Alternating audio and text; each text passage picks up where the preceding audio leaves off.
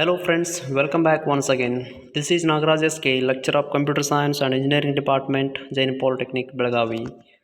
In this video, I'm going to begin with the new unit, that is greedy technique, and this is the last unit of your design and analysis of algorithms subject. So, with lecture number 47, I'm going to begin with this unit, that is greedy technique. So, I'm going to cover here introduction to greedy technique, activities of greedy technique, then applications of greedy technique, and minimum spanning tree and its applications, and finally example. So what is greedy technique, right? So in the introduction part, I'm going to brief you about what is introduction, what is greedy technique. So a greedy algorithm always makes the choice that looks best at the moment. The hope a locally optimal choice will lead to a globally optimal solution. For some problems it works. Greedy algorithms tend to be easier to code. That is, uh, whatever a locally optimal choice we do, that will lead to a globally optimal solution. And for some problems it works, and for some problems it may not work. So greedy algorithms tend to be easier to code. Then the greedy approach suggests constructing a solution through a sequence of steps, and each step expounding a partially constructed solution obtained so far until a complete solution to the problem is reached. On each step, and this is the central point of this technique, the choice made must be feasible. That is, it has to be satisfied the problem's constraints, and locally optimal. That is, it has to be the best local choice among all feasible choices available on that particular step. Then irrevocable, that is, once made it cannot be changed on subsequent steps of the algorithm. That is what, once we selected that particular choice, it cannot be changed, it cannot be modified. That is irrevocable. Then activities of greedy techniques are: in greedy method, following activities are performed. That is, first we select some solution from input domain, then we check whether the solution from input domain, then from set of feasible solution, particular solution that satisfy or nearly satisfy the objective of the function, such solution is called optimal solution. From set of feasible solution, particular solution that satisfy or nearly satisfy the objective of the function, such solution is called optimal solution. As greedy method works in stages, at each stage only one input is considered at each time. That is, as it works in stages, this greedy technique, as it works in stages, at each stage only one input is considered, only one input is considered at that particular time.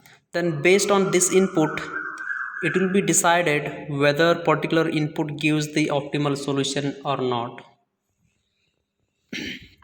Then applications of these greedy techniques are finding minimum spanning tree, then finding shortest path, then constructing Hoffman trees. These are the applications of this greedy technique. Then what is minimum spanning tree, right? Before understanding minimum spanning tree, what is spanning tree, right? Spanning tree is nothing but, it is of a graph, spanning tree of a graph. G is a subgraph which is basically a tree, and it contains all the vertices of G containing no circuit, that is cycle. Minimum spanning tree, a minimum spanning tree of a weighted connected graph G is spanning tree with minimum or smaller weight, smallest weight. Then weight of the tree, what is weight of the tree, right? A weight of the tree is defined as the sum of weights of all its edges.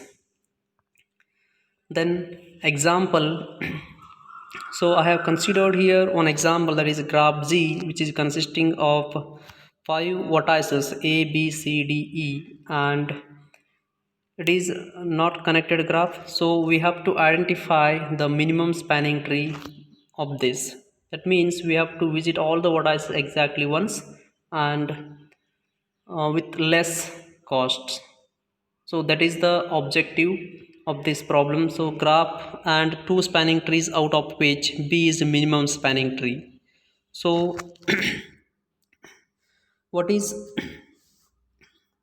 we have to travel all the vertices, but it should cost us less. So A to, if you travel from if you start traveling from A to E is 5, A to B is 10, so I'll go to 5. So A to, first I'll select A to E, that is 5. Then because 10 and 5 compared to these two, 5 is the lesser one, smallest one, so I'll go with 5. A to E is 5, then E to 3 is E to D is 3, then D to C is 2, then C to R is 1. So totally it is 11. 5, 3, 2, 1, total it is 11. Then there is one more one more possibility to travel, and one more constraint here, it should not form any circle. So that is how we need to identify minimum spanning tree. That is how we need to find the minimum spanning tree of the given graph. There is one more way. A to B is, it costs 10, then B to C is 1, then C to E is 7, E to D is 3. It is of cost 21. So which is the smallest minimum one is 11. So that will be the minimum spanning tree of this given graph. This graph is called connected graph because weights are given along every edge and the graph is a connected graph. Applications of spanning tree. What are the applications of spanning tree, right? Why we need that? Spanning trees are very important in designing efficient routing algorithms, and spanning trees have wide applications in many areas such as network design. So this is all about the example. So let me summarize what we discussed so far. We discussed the following things, that is introduction of greedy technique, activities of greedy technique, then applications of greedy technique, minimum spanning tree and its applications, and finally example. So if you are having any doubts in this, please do ask your queries, and thanks for watching.